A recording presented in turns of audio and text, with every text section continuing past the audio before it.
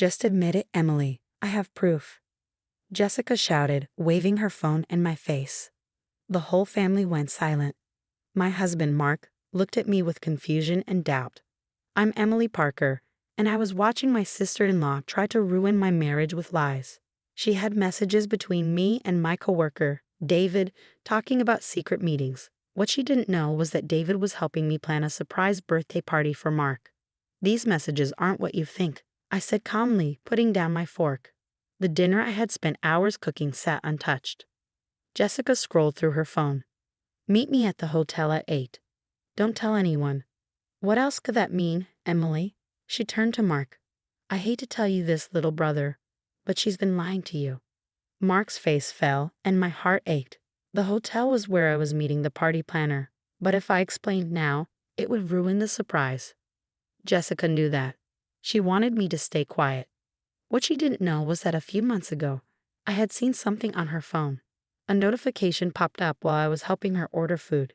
It was a message about an offshore bank account, something that could destroy her marriage to Mark's brother, Tom. Jessica, I said, looking her in the eye. Are you sure you want to do this? She hesitated but then straightened. I'm protecting my family. Our mother-in-law, Margaret, stood up. Mark, I never trusted her. A woman who works late, always on her phone. She patted Mark's shoulder. I looked at my husband, the man who had always been by my side. Mark, please, you know me. Jessica wasn't finished.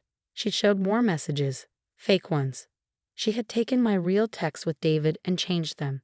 Can't wait to hold you again, she read aloud. Our secret is safe.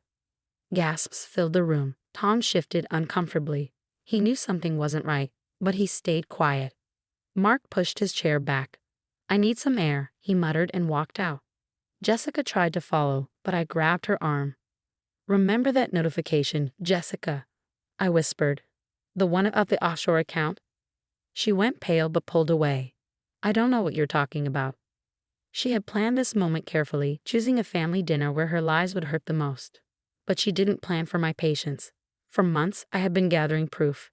Jessica wasn't the perfect wife she pretended to be. She had been stealing money from her husband's company. I had worked with an accountant to get all the evidence.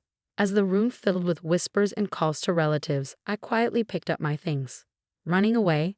Jessica sneered. Guilty people always run. I met her eyes. No, Jessica. I'm going home to wait for my husband, but you might want to check your messages, especially the ones from Cayman National Bank. Her smirk faded just a little. I drove home, my mind racing. Jessica thought she had won, but she had underestimated me. Mark needed time to think, and that was fine. I had work to do. I picked up my phone and sent a message to the accountant. It's time. Send everything to Tom tomorrow morning. Jessica wanted to play games. She was about to learn that some games don't end the way you expect. The next morning, I woke up alone. Mark hadn't come home, but I expected that. What I didn't expect were all the missed calls and texts from Jessica. Her last message made me smile. We need to talk. Now. I ignored her and got ready for work. Just as I pulled into the hospital parking lot, my phone rang. It was Tom. Emily, he sounded shaken. Is this real? These bank statements, the transfers. Tell me this is some mistake. I'm so sorry, Tom, I said softly. I found out 3 months ago, but I needed proof before saying anything. The forensic accountant had sent him everything. Records of Jessica stealing from his company, offshore accounts, and even texts with a man named Michael about their plans to run away. $2 million. Tom's voice cracked. She's been stealing from me for years, and yesterday she had the nerve to.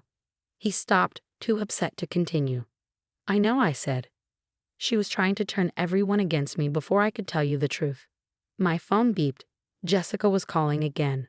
I ignored it. What do I do now? Tom asked. Call your lawyer, I told him. I can send you the accountant's information. He has everything documented. After hanging up, I went into the clinic. No matter what was happening in my life, my patients still needed me. But midway through my morning shift, my nurse came in. Dr. Parker, your sister-in-law is here. She's making a scene. I finished up with my patient and walked to the waiting room. Jessica stood there, looking a mess, her hair out of place, her expensive outfit wrinkled. How dare you, she hissed. You had no right. I led her to my office, shutting the door behind us. No right? I said. Like you had no right to steal from your husband, or to try to ruin my marriage. It's not what you think, she started. Then explain, I said. Explain the offshore account. Explain who Michael is. Explain why you accused me last night. Jessica sank into a chair, her confidence slipping. You don't understand. I deserve more than this. Tom's always working. You're the family's perfect doctor. And what am I? Just a housewife. You're a mother, I reminded her. You have a husband who loves you, a comfortable life. It's not enough, she snapped. Michael understands me. We had plans. Had plans? I asked. Her phone buzzed. She looked at the screen, her face turning pale.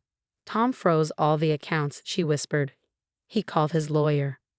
Did you really think you could steal millions, run off with your boyfriend, and destroy my marriage on your way out? I asked.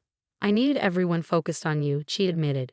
If they believed you were cheating, no one would notice when I left. My phone lit up with a text from Mark. We need to talk. Meet me at home. You should go, I told Jessica. You have a lot to explain to your husband, and Jessica. Those texts with David, they were about Mark's surprise birthday party. But I guess you ruined that too. She stood fixing her clothes with shaking hands. Emily, please, help me fix this. Like you tried to fix my marriage? I shook my head. You did this to yourself. As she left, I felt no joy, only sadness for her kids, who would suffer because of her choices. But right now, I had my own marriage to think about. I texted Mark that I was on my way, then asked my colleague to cover my afternoon patients. Some things were more important than work. The drive home felt endless. Had Mark seen the evidence about Jessica? Did he understand now why I hadn't spoken up sooner? More importantly, could he forgive me? When I pulled into the driveway, I saw not only Mark's car, but also Tom's. This conversation was about to get very interesting. When I walked into the living room, Mark and Tom were sitting there, looking exhausted. Papers from the forensic accountant were spread out on the coffee table.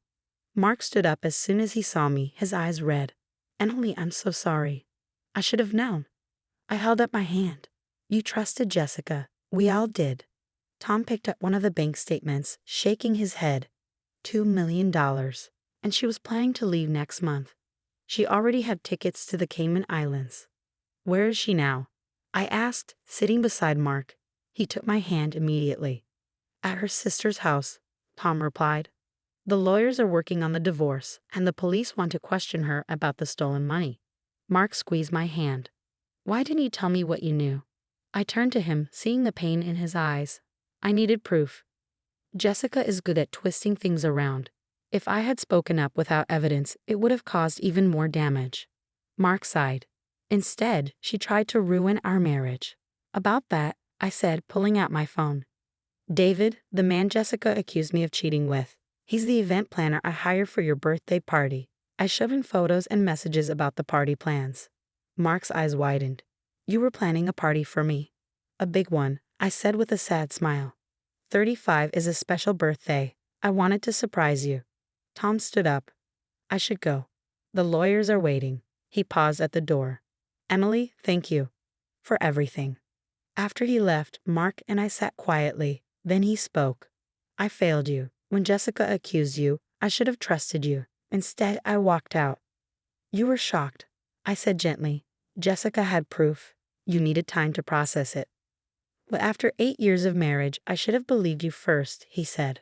I thought about the months I had spent carrying this secret, watching Jessica act innocent while planning to betray everyone. I think, I said slowly, this is a lesson for both of us. Maybe it will make us stronger. Mark pulled me into his arms. I love you. I promise, no one will ever come between us again. Over the next few weeks, everything changed. Jessica's crime became public, and she faced legal charges. She and Tom divorced, and their children stayed with him. Jessica only saw them with supervision. Margaret, our mother-in-law, tearfully apologized. I was blind, she admitted. I always wanted to believe Jessica was perfect. The birthday party never happened, but Mark and I took a trip instead. It was time to heal and rebuild our trust. Jessica eventually pleaded guilty. Michael, the man she planned to run away with, disappeared as soon as the truth came out, taking whatever money she had already sent him. A year later, we gathered for Thanksgiving. It was a smaller group now, quieter without Jessica, but more peaceful. Tom was starting to move on, and the children were adjusting. Mark and I were stronger than ever. Mark raised his glass. To family, the people who stand by us, trust us, and love us, even when it's hard. I looked at Tom and saw that he had finally found peace. We had all been through a storm, but in the end, we had found what truly mattered. Life isn't always perfect. It's messy and complicated.